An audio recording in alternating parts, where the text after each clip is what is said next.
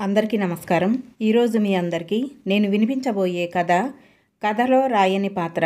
రచన గజ్జెల దుర్గారావు గారు.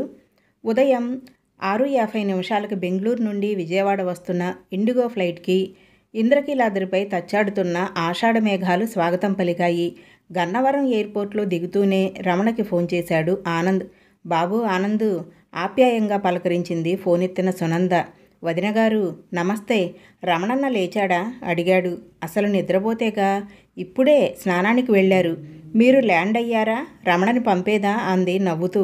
వద్దొద్దు, క్యాబ్ తీసుకుని నేనే వచ్చేస్తా. 8 కల్లా మీ ఇంటి ముందుంటా. ఆనంద్కి 40 ఏళ్లుంటాయి. మోడ్రన్ ఎంటర్ప్రైజెస్ అధినేత. హోటల్స్, కన్స్ట్రక్షన్స్, టెక్స్టైల్స్ ఏరియాల్లో వ్యాపారాల్లో సౌత్ ఇండియాలో టాప్ లీడ్లో ఉన్న బిజినెస్ మ్యాన్ అతను. రమణ విజయవాడ బ్రాంచ్కి సీఈఓ. వాళ్ళిద్దరిది 20 ఏళ్ల అనుబంధం. ఆనంద్, నా షర్టు బాగుందా? ఎక్కడ లేని హుషారుతో తుళ్ళిపడుతున్నాడు రమణ.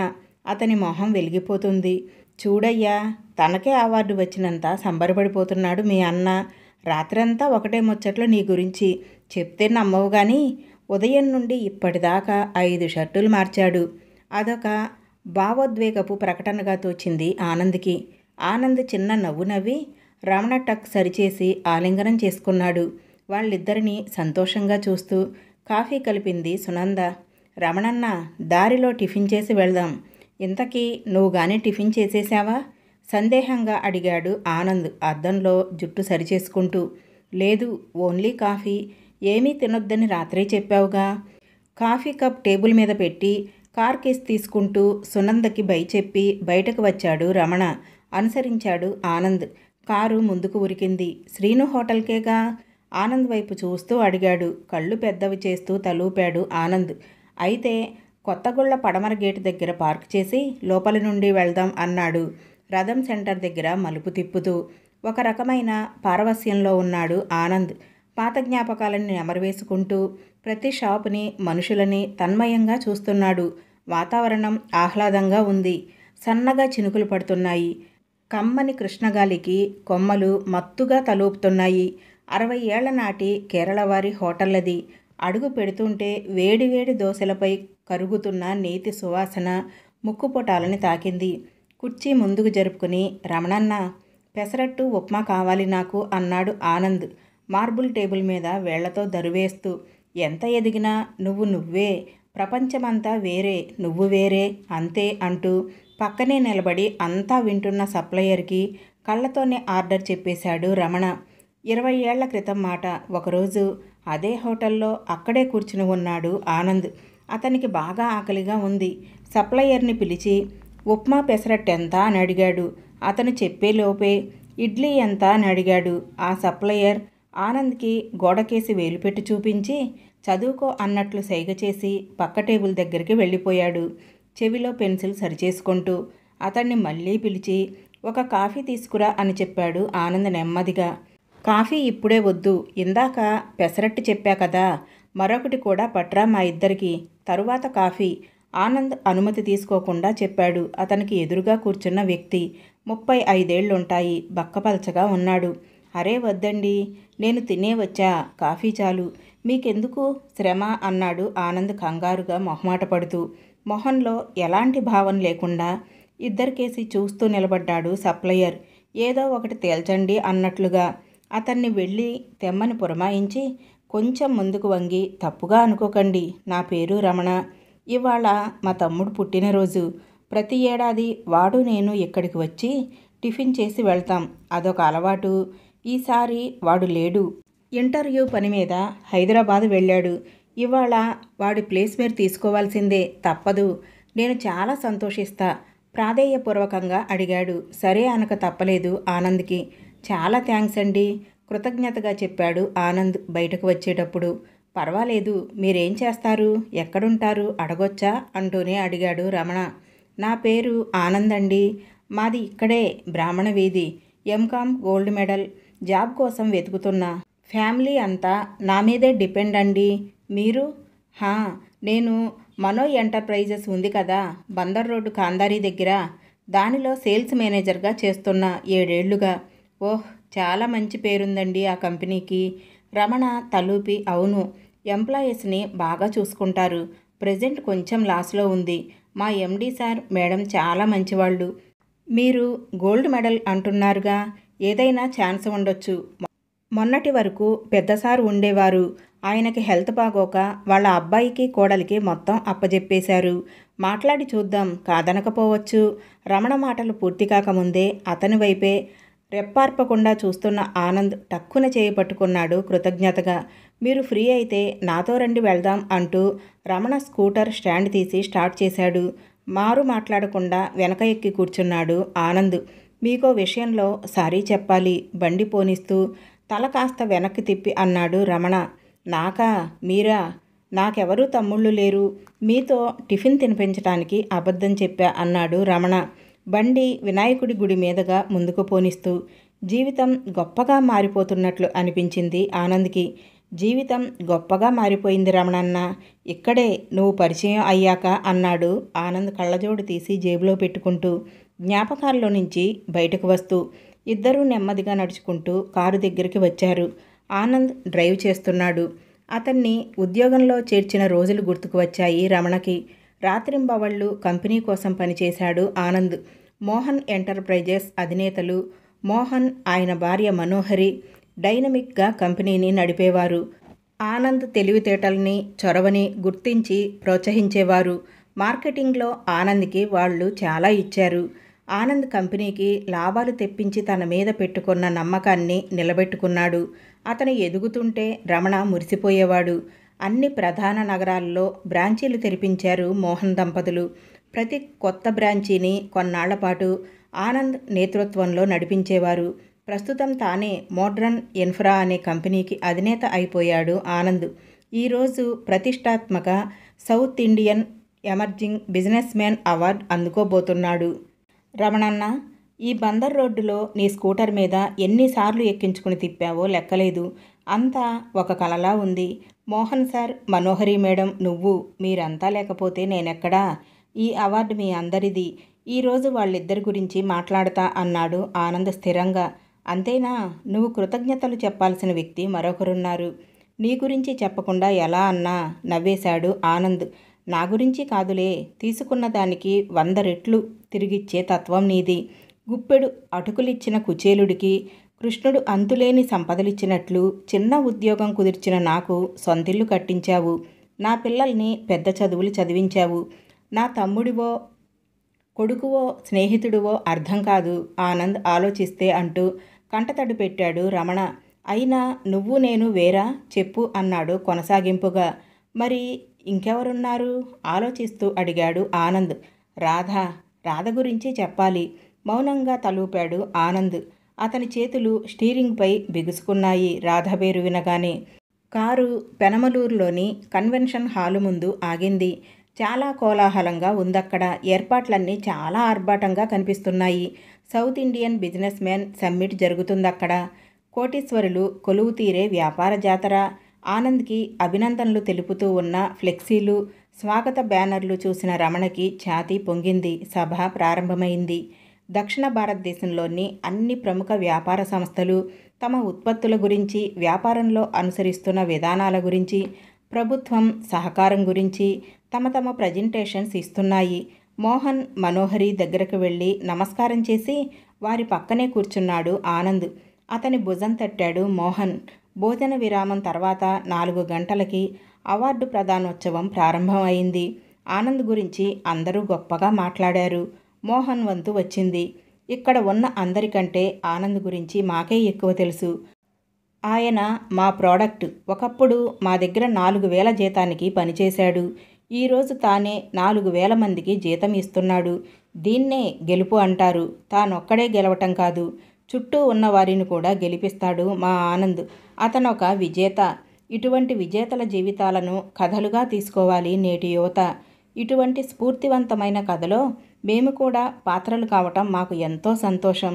ఆనంద్ ఇంకా ఎదగాలి. అన్ని రంగాలలో పెట్టుబడి పెట్టి ఇండియాలోనే టాప్ మోస్ట్ బిజినెస్ మ్యాన్ కావాలి. అది మోహన్ ఎంటర్ప్రైజెస్ ఆకాంక్ష అంటూ మనస్ఫూర్తిగా ముగించాడు. అందరికంటే 2 చప్పట్లు ఎక్కువ కొట్టాడు రమణ. చివరిగా తన స్పందన తెలియచెప్పటానికి పోడియం దగ్గర మైక్ తీసుకున్నాడు ఆనంద్. రమణకి చాలా ఉత్కంఠగా ఉంది. రాధ గురించి కూడా 2 మాటలు చెప్తే బాగుండు అనుకున్నాడు. అందరికీ నమస్కారం. నేను గెలవలేదు, గెలిపించారు. నా చేయి పట్టి వెన్ను తట్టి ముందుకు నెట్టి మరీ నన్ను గెలిపించారు. మనోహర్ సార్, మనోహరి మేడం నన్ను సొంత మనిషిలా చూసుకున్నారు. నేను స్వేచ్ఛగా ఆలోచించటానికి, తోచిన పని చేయటానికి మోహన్ ఎంటర్ప్రైజెస్ అవకాశం కల్పించింది. అది నా మాతృ సంస్థ. నిజానికి ఒక కంపెనీకి అధినేత కావాలని నేనెప్పుడూ కోరుకోలేదు. ఓ రకంగా అది మోహన్ సార్ ఆకాంక్ష. వారు బ్యాంకులకి షూరిటీ ఇచ్చి మరీ నా చేత కంపెనీ పెట్టించారు. ఉద్యోగిని భాగస్వామిగా మార్చుకోవటానికి మనసుండాలి. సొంత కంపెనీ పెట్టించి తమతో సమానంగా ఎదగటానికి అవకాశం కల్పించటానికి ఇంకా పెద్ద మనసుండాలి. మా మోహన్ సార్ది పెద్ద మనసు. ఈ అవార్డు వారిదే. వారికే మోహన్ ఎంటర్ప్రైజెస్లో ఎప్పటికీ నేనొక ఉద్యోగినే. ఇక్కడ ఇంకో వ్యక్తి గురించి కూడా చెప్పాలి. మా విజయవాడ బ్రాంచ్ CEO రమణ. ఒక్క మాటలో నాకు మా నాన్న లేని లోటు తీర్చే వ్యక్తి. అందరికీ నా ధన్యవాదాలు అంటూ ముగించాడు ఆనంద్. రమణకి అసంకల్పితంగా కన్నీళ్లొచ్చేశాయి. కానీ రాధ గురించి ఒక్క మాటైనా చెప్పకుండా ముగించటం అతనికి ఎక్కడో నచ్చలేదు. అసలు రాధ లేకపోతే ఈ ఆనంద్ చదువు కూడా పూర్తి చేయలేక ఎక్కడో రిక్షా తొక్కుతూనో ఆటో నడుపుతూనే ఉండేవాడు ఇప్పటికీ అనిపించింది అతనికి. జ్ఞాపకాలు మళ్ళీ దొర్లుకొచ్చాయి. మోహన్ ఎంటర్ప్రైజెస్లో మార్కెటింగ్ మేనేజర్గా పనిచేస్తున్న రోజుల్లో ఆనంద్ని పెళ్లి చేసుకోకుండా ఎన్నాళ్ళుంటావు అని పదే పదే అడిగేవాడు రమణ. ఎవ్వరికీ చెప్పనని మాటిచ్చాక రాధతో తన విఫల ప్రేమ కథని రమణకి చెప్పుకున్నాడు ఆనంద్. ఆనంద్ విజయవాడలో డిగ్రీ చదువుతుండగా ఆంధ్ర యూనివర్సిటీలో జరిగిన యువజనోత్సవాలలో రాధ పరిచయం అయింది. ఆమెది విశాఖపట్నం. భారతదేశ ఆర్థిక ప్రగతి అనే అంశం మీద ఆనంద్ చేసిన ప్రసంగం ప్రొఫెసర్ మన్ననలు అందుకుంది. రాధకి ఆనంద్తో స్నేహం కుదిరింది. వాళ్ళిద్దరూ ఉత్తరాలు రాసుకునేవారు. అకస్మాత్తుగా ఆనంద్ తండ్రి చనిపోవటంతో మొత్తం కుటుంబ భారం ఆనంద్ మోయాల్సి వచ్చింది. అతని చదువు ఆపాల్సిన పరిస్థితుల్లో రాధ ఆర్థిక సహాయం చేసింది. ఆనంద్ ఎంకాం పూర్తి చేయటంలో రాధ, ఆమె తండ్రి వెంకటాద్రి ఎంతో సహాయం చేశారు. రాధ MSc పూర్తి చేసింది. ఆనంద్ ఎంకాంలో గోల్డ్ మెడల్ అందుకున్నాడు. ఒకరోజు వెంకటాద్రి గారు ఆనంద్ ఇంటికి వచ్చి రాధ ఆనంద్ని పెళ్లి చేసుకోవాలని కోరుకుంటుంది అని చెప్పాడు. కానీ తనకి మాత్రం తన ఒక్కగానొక్క కూతురిని తన స్థాయికి తగిన పెద్దింటి కోడలుగా పంపాలనుంది అని కూడా మొహమాటం లేకుండా చెప్పేశాడు. తాను అంతకంటే ఎక్కువ చెప్పలేనంటూ తాను వచ్చి మాట్లాడిన సంగతి రాధకి చెప్పవద్దని మరీ మరీ కోరాడు. ఆనంద్కి గుండెల్లో చెప్పలేనంత దిగులు కలిగింది.